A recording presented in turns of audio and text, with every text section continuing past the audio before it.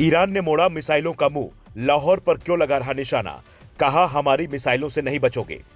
खतरे में अडानी का चाबहार पोर्ट, इजराइल ने बरसाई सैकड़ों मिसाइलें, हाइफा पोर्ट की ऐसी है हालत।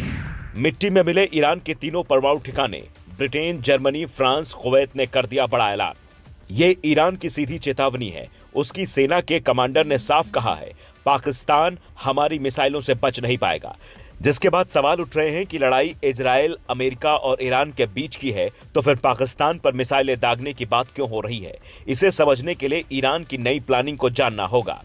खामनेई की मौत के बाद ईरान ने मिडल ईस्ट के 4 देशों के 6 अमेरिकी बेस को निशाना बनाया। ईरान के निशाने पर अब तक 12 देश आ चुके हैं, जो अमेरिका और इजराइल की मदद कर रहे हैं। पाकिस्तान ने अपने एयरबेस के इस्तेमाल की अनुमति अमेरिका को दी है, यह दावा ईरान ने किया है। यही वजह है कि ईरान अब पाकिस्तान पर भी मिसाइलें दागने के मूड में है। अगर ऐसा हुआ तो पाकिस्तान की मुश्किलें बढ़ सकती हैं, क्योंकि उसके सबसे सेफ अड्डे नूर खान एयरबेस को पहले ही अफगानिस्तान ने तबाह कर दिया है। जानकार कहते हैं अगर पाकिस्तान दो तरफ से घिरा तो भारत के लिए यह मौका अच्छा हो सकता है, पर यह बातें भविष्य की हैं। फिलहाल ईरान और इजराइल की जंग बेलगाम होती जा रही है, जिसका खामियाजा प्रत्यक्ष और अप्रत्यक्ष तौर पर भारत को भी उठाना पड़ रहा है, क्योंकि इन दोनों जगहों पर भारत का अरबों का निवेश है। ये तस्वीरें हैं ईरान में बने चाबहार पोर्ट की, जिसमें अडानी ने हजारों करोड़ का निवेश किया है, जहां इजराइल ने इतनी मिसाइलें दागी कि कई इलाके धुआं धुआं हो गए। जानकार कहते हैं कि पोर्ट के कई इलाकों में बड़ा नुकसान हुआ है।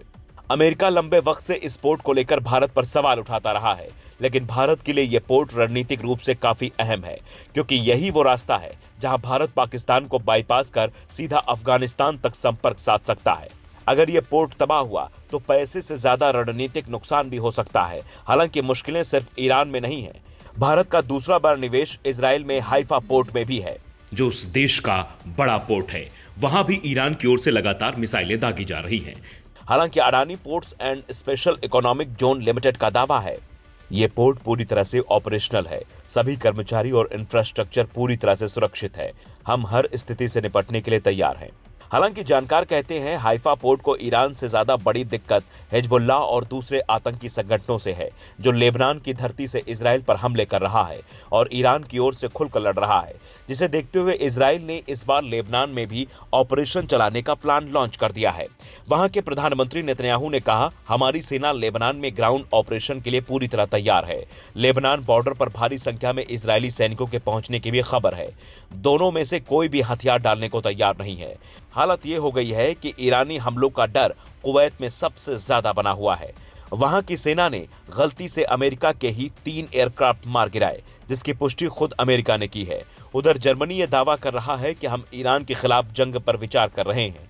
ब्रिटेन भी साइप्रस में सैन्य अड्डे पर हुए हमले के बाद से गुस्से में है, और फ्रांस दबी जुबान अमेरिका के हमले को भले ही गलत बता रहा हो, पर वो भी अमेरिका के साथ दिख रहा है।